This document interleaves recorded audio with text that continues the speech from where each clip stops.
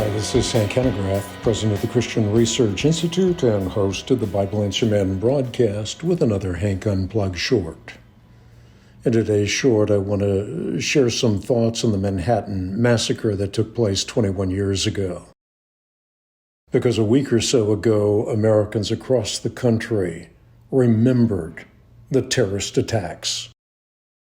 They were a reminder that the oil-rich Middle East is full of fantastically wealthy Muslims who are prepared to employ their resources for the sake of jihad. In my book, Muslim, What You Need to Know About the World's Fastest Growing Religion, I quote Thomas Friedman.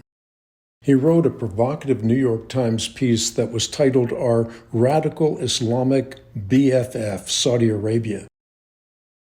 And in that piece, he points out that the title greatest purveyor of radical Islam doesn't belong to the Iranians. He said it's not even close. That title belongs to Saudi Arabia. Friedman went on to say that America has never called them on that. Why? Well, because we're addicted to their oil, and addicts never tell the truth to their pushers. Instead, America enables Saudi terror lords to peddle their poisonous propaganda pills across the planet with impunity.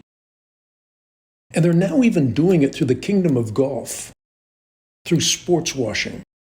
Hillary Clinton acknowledged that Saudi Arabia is not just a source of terrorist funding, but she said Saudi Arabia is the source.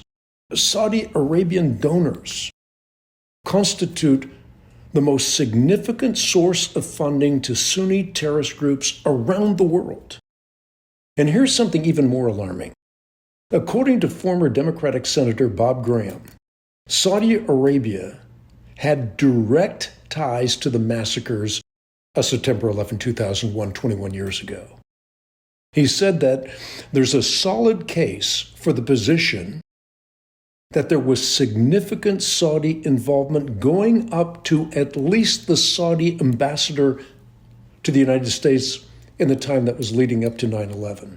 And then he said that there's ample evidence to establish the Saudi government and its agents and citizens in being involved in assisting the 9/11 hijackers, and not insignificantly, 15 of the 19 were Saudi nationals.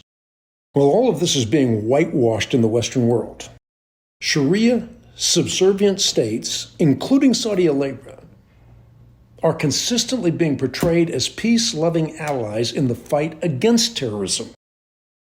So, it's little wonder that when the Grand Mufti of Saudi Arabia declared it necessary to destroy every church in the whole of the Arabian Peninsula, Western governments didn't even blink. And worse yet, Western governments, along with academic institutions and media outlets, have proven themselves to be co-belligerents with the Wahhabis of Saudi Arabia in exporting a false narrative on Islam. But there's something else that I'm reminded of today. I'm also reminded that rather than curse the darkness, Orthodox Christians built a lighthouse in the midst of the gathering storm, a lighthouse at ground zero, a resplendent shrine patterned after the Hagia Sophia in Istanbul. In the next decade, an estimated 50 million people are going to visit this glorious testation to Jesus Christ. This cathedral, this St. Nicholas Cathedral, the only non-secular building at ground zero, will always serve as a reminder of a time when the church was young, a time when Christians were unified in one holy apostolic faith and tradition.